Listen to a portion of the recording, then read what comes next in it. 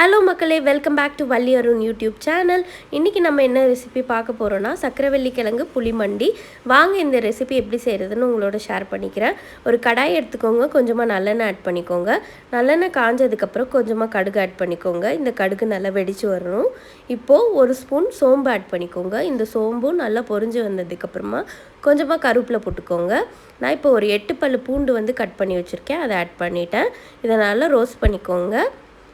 கொஞ்சமாக பெருங்காயம் ஆட் பண்ணிக்கோங்க. இப்போது நான் தாளிப்பு வடகம் ஆட் பண்ணுறேன், அதாவது வெங்காய வடகம்னு சொல்லுவாங்கள்ல, அதை தான் நான் ஆட் பண்ணியிருக்கேன். இதையும் நல்லா ரோஸ்ட் பண்ணிக்கோங்க. நான் ஹெல்த் பெனிஃபிட்ஸ்க்காக ஆயில் கொஞ்சம் கம்மியாக ஊற்றிருக்கேன். நீங்கள் வேணுன்னா இன்னும் கொஞ்சம் ஆட் பண்ணிக்கலாம். இப்போது பெரிய சைஸ் வெங்காயத்தை கட் பண்ணி ஆட் பண்ணியிருக்கேன். ஆனால் இந்த ரெசிபிக்கு சின்ன வெங்காயம் ஆட் பண்ணிங்கன்னா தான் டேஸ்ட் நல்லாயிருக்கும். இப்போது ஒரு பெரிய சைஸ் தக்காளி பழத்தை ஆட் பண்ணிக்கிறேன். கொஞ்சமாக உப்பு போட்டுக்கிறேன். உப்பு போட்டு நல்லா வதக்கி விட்டுக்கோங்க.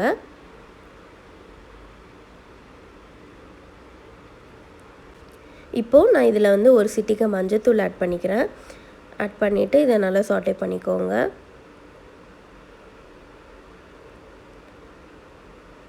ஒரு ஸ்பூன் கொத்தமல்லி தூள் ஆட் பண்ணுறேன். ஒரு அரை ஸ்பூன் மிளகாத்தூள் ஆட் பண்ண போகிறேன்.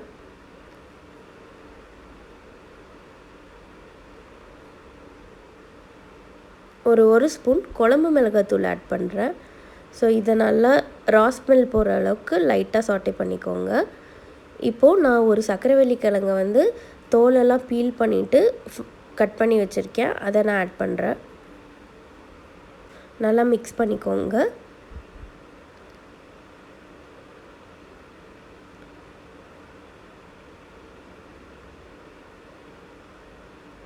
இப்போது நான் 2 கிளாஸ் தண்ணி ஆட் பண்ணுறேன்.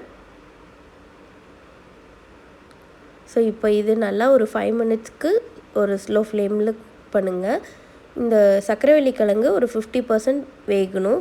ஸோ அதனால் நம்ம ஒரு மூடி போட்டு மூடி வச்சு குக் பண்ணலாம்.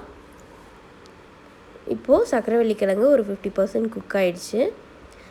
அது எப்படி செக் பண்ணுறதுனா, இப்போது நீங்கள் இந்த கிழங்கை எடுத்து இப்படி கட் பண்ணிங்கன்னா கட் ஆகணும். அப்படின்னா ஒரு 50% வெந்திருக்குன்னு அர்த்தம். இப்போது நான் புளி தண்ணி ஆட் பண்ணுறேன். இந்த புளி தண்ணியை நல்லா ஃபில்டர் பண்ணி ஆட் பண்ணிக்கோங்க. ஏன்னா அந்த புளியோட கசடு அந்த மாதிரிலாம் இருக்கும். ஸோ அதனால் பெட்டர் நீங்கள் நல்லா ஃபில்டர் பண்ணிவிட்டு ஆட் பண்ணிக்கோங்க. இப்போது நீங்கள் தேவைக்கேற்ப உப்பு காரத்தை செக் பண்ணிவிட்டு ஆட் பண்ணிக்கோங்க. இப்போ நான் கொஞ்சமாக கரும்பு சர்க்கரை ஒரு ஸ்பூன் அளவு ஆட் பண்ணுறேன். இல்லைன்னா நீங்கள் வெல்லம் ஆட் பண்ணிக்கலாம். வெல்லம் போட்டிங்கன்னா இன்னும் டேஸ்ட் நல்லாயிருக்கும். இந்த ரெசிபிக்கு ஹைலைட்டு கொஞ்சமாக இந்த ஒரு ஸ்பூன் அளவு வெல்லம் ஆட் பண்ணுறது தான். இப்போ திருப்பி மூடி போட்டு நல்லா ஒரு 5 நிமிஷம் இந்த தண்ணியெலாம் சுண்டுற அளவுக்கு இந்த ரெசிபியை நல்லா ட்ரை பண்ணி எடுத்துக்கோங்க.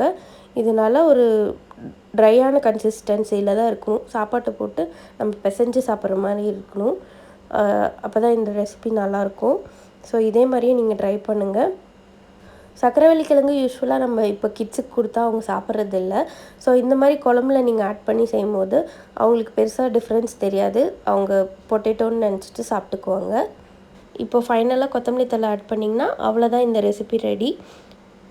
உங்களுக்கு இந்த வீடியோ பிடிச்சிருக்குன்னு நான் நம்புகிறேன். இன்னொரு இன்ட்ரெஸ்டிங்கான வீடியோவில் நான் உங்களை சந்திக்கிறேன். Until then, tata bye bye from Valli. மறக்காமல் என் சேனலை சப்ஸ்கிரைப் பண்ணுங்கள். கூடவே பெல் பட்டன் இருக்கும், அந்த நோட்டிஃபிகேஷன் ப்ரெஸ் பண்ணிங்கன்னா தான் என்னோடய வீடியோ உங்களுக்கு உடனுக்குடனே வரும். தேங்க்ஸ் ஃபார் வாட்சிங்.